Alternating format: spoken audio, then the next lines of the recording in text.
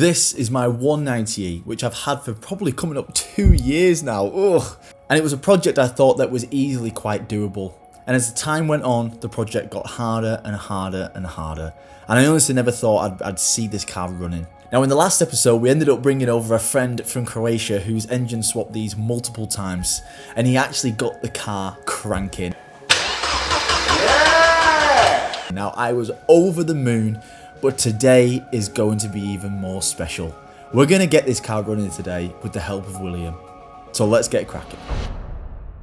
Right, good morning everybody. Last night we did more than we wanted to. Well, I think we did, considering.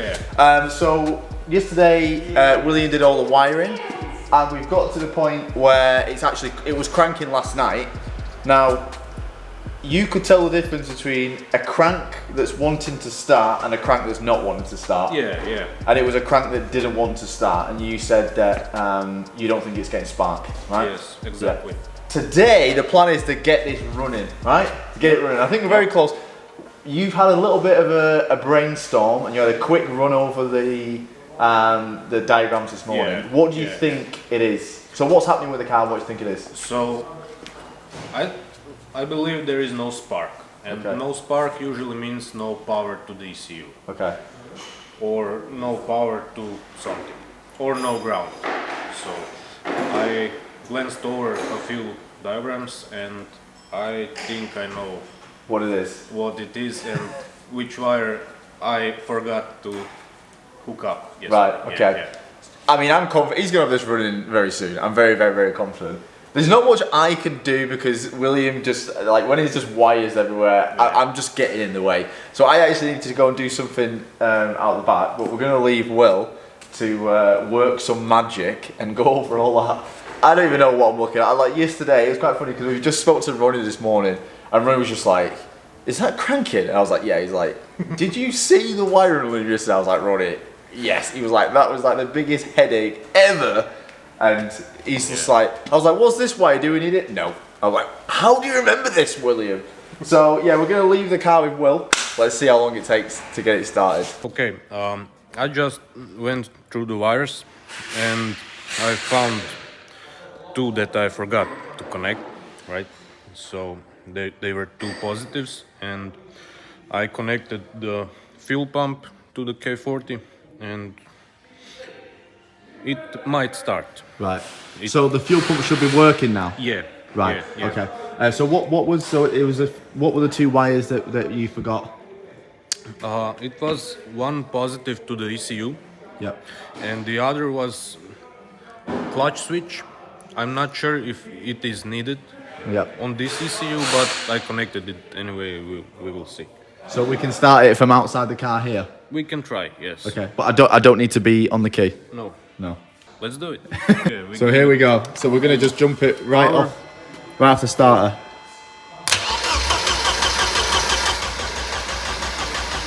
Well, it didn't start. When we connected everything yesterday, I totally forgot about the coil positive straight to the coils. Right. So we had coil signal. Yeah. But there was no spark because coil couldn't fire. Right.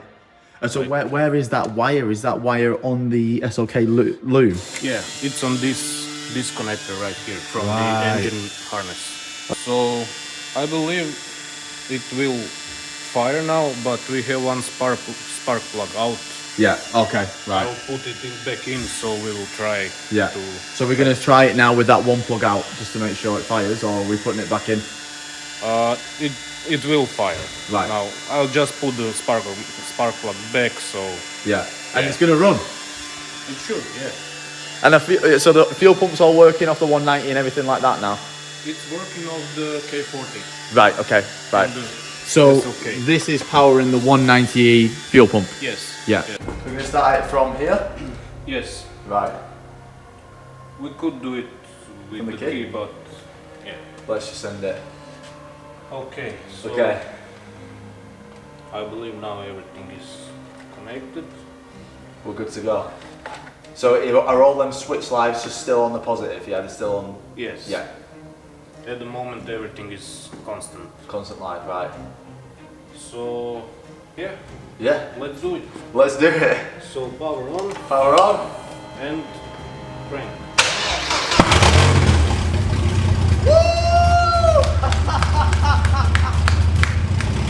Yes! No way! I want to hear some supercharger noises.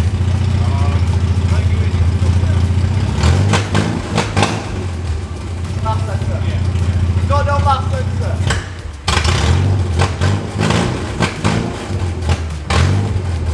Don't like it, does she? I want to hear some supercharger noises.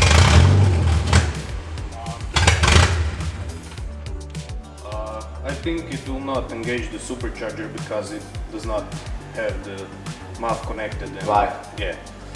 Yeah. So Well, what we'll ring? I'll ring GSF and just see if, by some miracle, that they can get a mass sensor for this. So I'll go and ring them now. Oh my God! Well done, mate. Well done. So yeah, turns out we had everything connected right yesterday, but Yeah. that one wire. One wire, Yeah.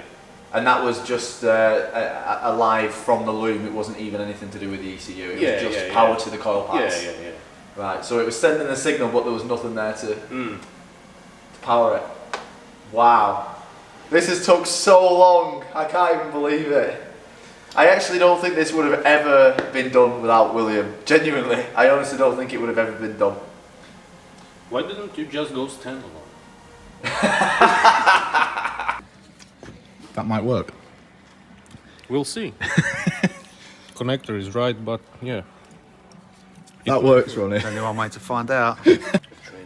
So it plugs in. Yeah. It is a bit bigger housing. but Yeah. Bigger's always better. When it fits. There we go. Solid seal. That sorted. Right, we're cranking it. If this works, no way.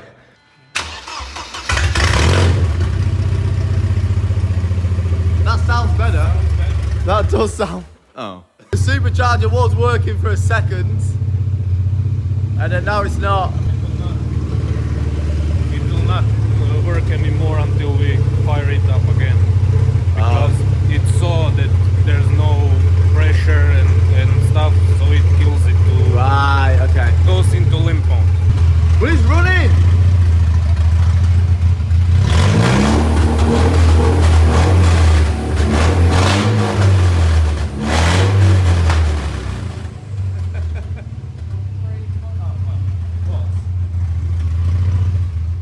I'm the man. He's the man. He is the man. Now you've got to make an intercooler for it. Yeah. We need one, a little one, just to fit in here. Yeah, just a little. So what we're saying then is that once it realises that there's no boost pressure, it cuts into limp mode. So that's why it worked for the first time, and then it just didn't work after that. But it sounded good when it worked. Woo, woo, woo. Mate? What's it, mate? So you tell me. Right, so where are we at now then? It's running, which is great. Yeah. Now what's the plan? Well, just run the wires through, hook up some relays, and we have to wire in the immobilizer box and the key antenna in the car. All the wires are routing through here now. So it's going to literally look like super OEM. Yes. So this is the thing with having Will here. I would not have done this.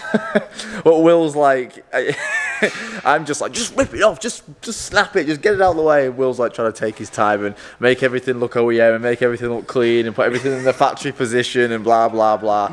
I'm not like that. I'd just cable tie the wire into the firewall. But this is good because I want this car to be clean. Yeah. And that's what you like, I can tell. You like things to be clean. I'm sort of a perfectionist, so everything has to be in its place and nicely laid out. So, a lot of things have to be hidden away, Yeah. so you can't see them. Which I'm glad because this car does deserve it. I know like that car and that car doesn't really matter, but I think something like this, considering I'm just going to be keeping it stock pretty much, I think it deserves it. So thank you. We did find some MAF sensors upstairs, and they weren't working with the car. Yeah. Yeah. We wanted to get a MAF sensor today, but we just missed the cut-off point, so we're not going to have a MAF sensor. We were just going to get a MAF sensor put it in, and then just bypass the intercooler and just put a pipe straight to there, and we probably could have drove it. We can still drive it. Still drive it, yes, without It just won't have the supercharger. Yeah. So we potentially, probably, hopefully, will be driving it. It's not going to be power steering, but that's fine. Hopefully, we'll be driving it. It will have no power. It won't make any cool noises, so it's going to be a bit sad. Well, it will make some power. Right. Like, I believe 130 horsepower. Right. Without the supercharger, but without MAF, Yeah. It's going to run weird without the MAF as well, is it? Yeah. It's sentimental. That's fine. Because in the next video, you know, we can put. We need to make an intercooler, but I'm going to let Will crack on and carry on some wiring. I'm here. Is there anything I can do? And Will's just like, not really. Now, William wants everything to go back in the stock position. Everything needs to be tidied up, and the ECU needs to go back in the stock ECU position. William wants it so when you open this bonnet, you'll have no idea that this is a different engine in there, unless you know it's a different engine in there. Okay, so it's the next morning. We've got a mass sensor from GSF, and William's just plugged that in while I've been doing some work, and he's saying that it works really well and it runs great. Obviously, we don't have the supercharger plugged in the minute, but I'm going to be getting a custom intercooler made, and then we can run the piping. So right now it'll run, but it'll run without the supercharger. I think we will hear it though on first start up. William says that when we start it up, the supercharger will engage, but when it realizes there's no boost pressure, it cuts off. Will has done all of the wiring as well. He's put everything back in. There are a few jobs that we need to do, which I'll get William to explain, but the car is running. It's all good. All the wiring's sorted. Everything is it's good. We can get in the car and we can start it, and I've not heard it idling with the mass sensor in. So we'll get William to explain what else we need to do and what he's done, and we'll get in and we'll start up the car. Now everything's wired up. The car starts normally with 190 key. Yesterday it wouldn't start because one wire was misplaced, so there is a few circuits in the car. It's the main power constant, and there is switched has a few different ones, so in different positions of the key you have power and don't have power.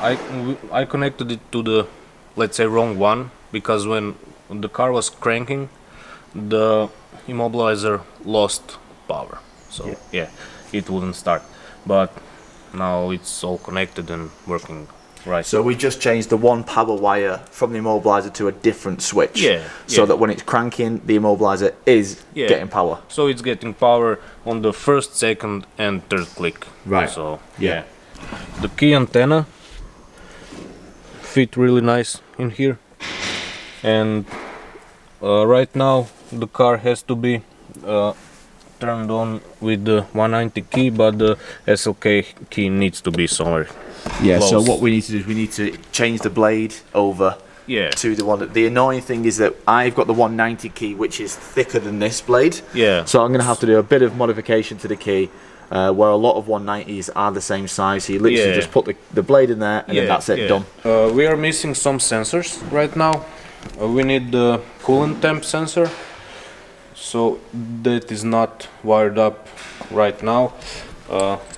Here we have to put the original one, the original SLK coolant temp for the engine ECU, and another one right here for the gauge inside the car. Right, So right now, this is where the original SLK one goes. It doesn't need to read coolant temp, it just needs to read a temperature, so it knows how cold it is. Just for the engine performance. And we did swap over the 190 coolant temp, but I have a 4-pin and I need a 1-pin, right? It's just for this wire, just a 1-pin. And that's just for the gauge? Okay. Just for the gauge. Okay, And what else did we need to do? Oil pressure switch, was it? Oil pressure switch needs to be installed in the engine. It goes right below the exhaust manifold at the front of the engine, and wire for that is also in here, just we need to connect it. So William's labelled them all, so you can see down here it says oil pressure. So on the 190, the oil pressure switch is this side, so I just need to lengthen that and install the oil pressure switch, which is somewhere here. I have it, right?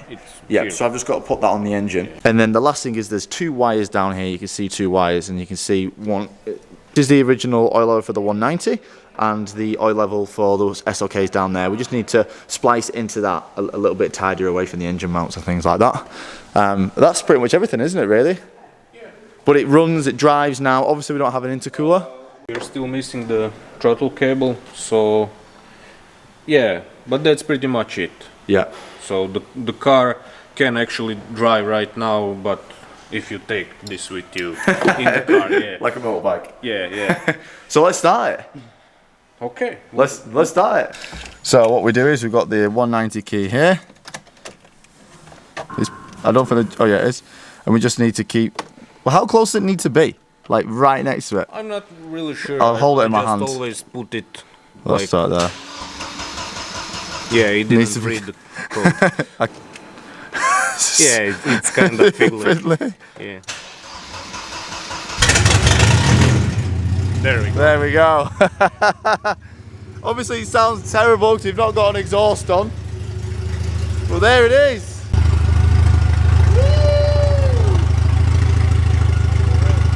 Will the supercharger make a noise for split seconds?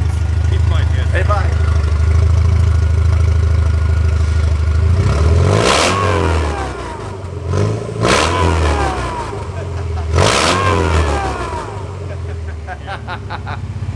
We want it louder than that though. We want the supercharger noises way louder than that, and it will happen. It will happen.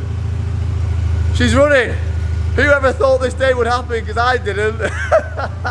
Before he offered to come over, I was like, this car's never, ever going to be running. And the truth is, I honestly don't think it would be. I actually think I would have given up on this project before it even started running. From seeing how much work William's put in, this is definitely not a job I could have done myself, and I still cannot think of one person who could have helped. I can't thank William enough. He's never been on a plane, never been to the UK, and he's come over just to help. He didn't ask for anything, he didn't ask me to promote anything, he didn't ask me to sell anything through the channel. He just come because he wanted to help and he knew that he could. Obviously I'm going to thank William in my own way, but it'd mean a lot to me if you can just go over to his Instagram, drop him a message, or at least drop him a follow, because sometimes appreciation and gratitude goes a lot further than you think. Thanks for watching everyone, and we'll see you in the next video.